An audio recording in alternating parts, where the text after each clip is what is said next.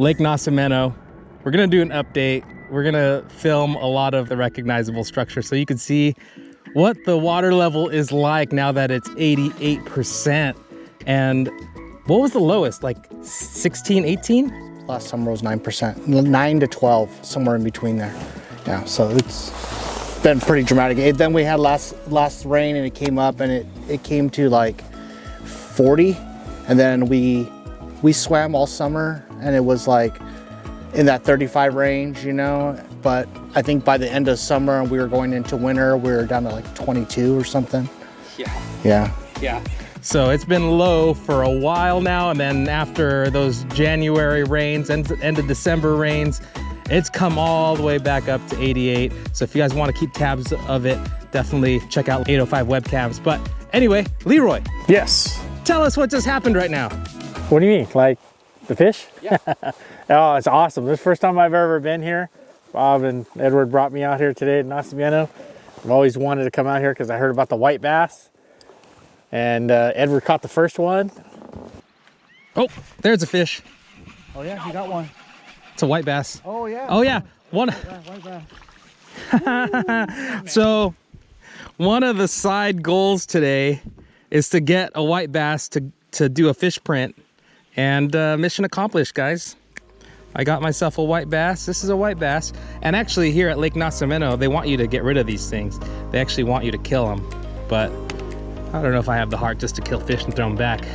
But that's a white bass, and I'm gonna print this guy. If you're new to the channel, you might be thinking, what is this guy doing printing a fish? Yeah, it's something that I've been getting into, and I'll basically catch a fish. I will apply a layer of ink, dab it off in certain places, and then I'll press a piece of paper on it, creating an imprint of the actual fish that I caught. I want to do it with these white bass, but after many requests to sell these prints, I do have them available at hooktocook.shop if you guys are interested. The prints of the white bass caught at Nacimiento today are going to be on the shop very soon. It's got nice fins, definitely some real nice fins, so it'll make a good print. On the red swim bait that Bob had no faith in. Hey Leroy, you want a red swim bait? Yes. Okay. Bob, you can't have one. And then from there on, it was just, at first it was a little slow until we found out what kind of baits they were after. But then once we tied them on, we were just nailing them.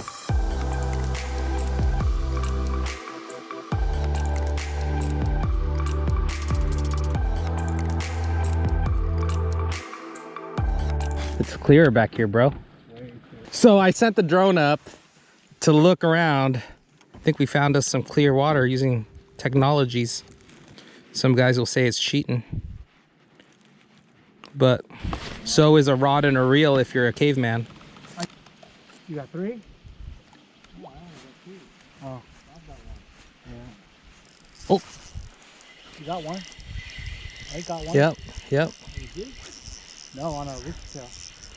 On the tail of the rooster. Ooh.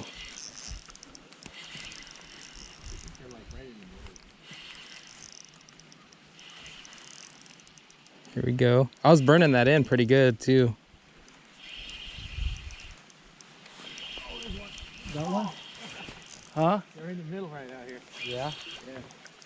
There's a little one though. Oh, it's a pretty good fight, man. I could do this. I can spend some time doing this. I don't mind.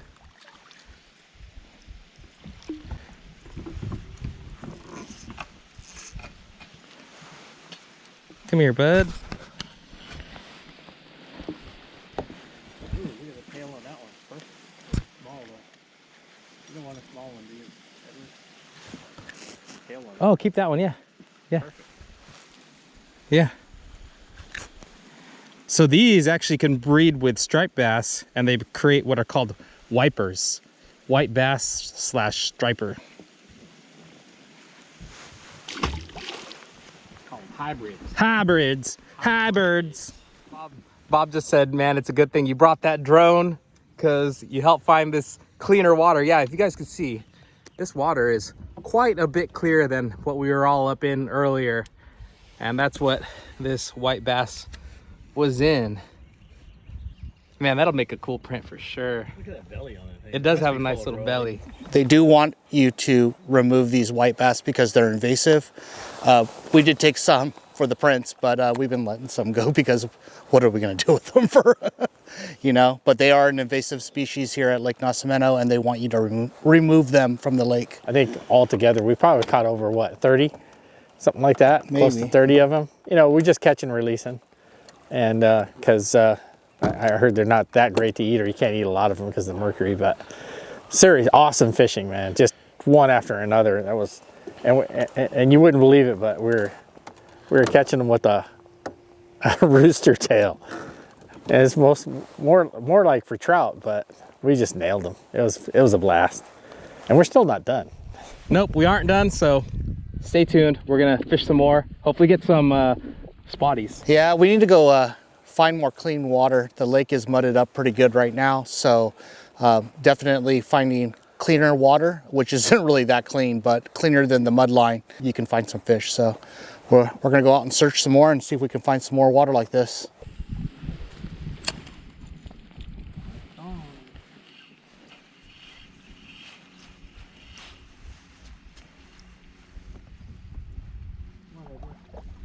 I'll get one right now.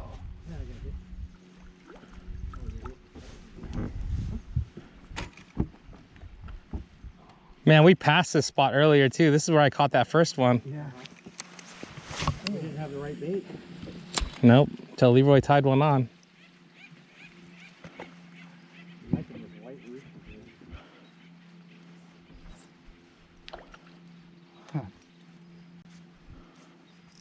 There you go.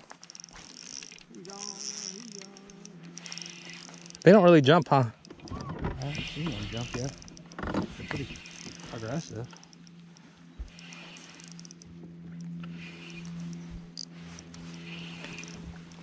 Oh, under. Oh, you guys are fatty. Oh yeah.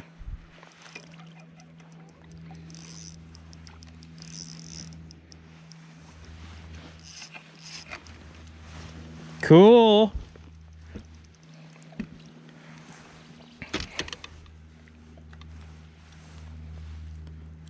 Another little white bass wanting that white rooster tail. I want to say this is like a 3/8 ounce rooster tail too. Pretty good. You. Monterey County owns the water rights to Lake Nacimiento. All the water that releases from the dam goes downriver to Salinas Valley and feeds all the produce that grows here in California and Salinas. That's why they're constantly draining the water out of this lake. It's agricultural water. Even though this lake lays in San Luis Obispo County, Monterey County owns all the water rights to it. Lake Nacimiento fills up so rapidly because of the 4 rivers that feed into this lake.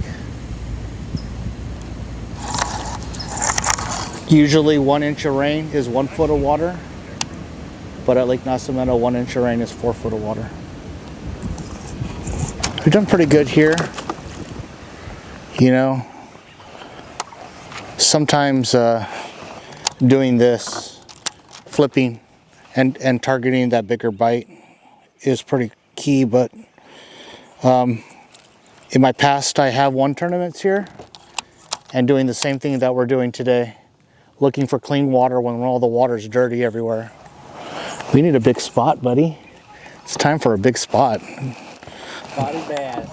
Yeah, I see fish on the graph, so I don't. Maybe they are those white bass, but the water's so dirty right now, man.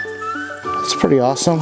Came in the back of these creeks that we, once again, that haven't fished in a long time. Maybe a decade here, not 20 years like Lopez. I just want a big bite, bro.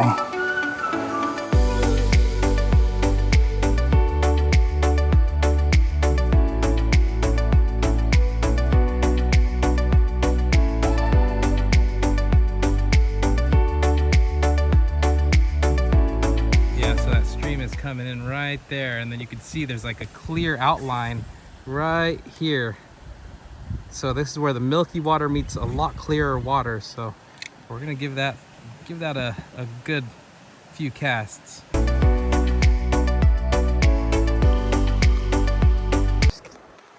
There you go. Okay. You don't need multiples for Gyotaku, huh? No.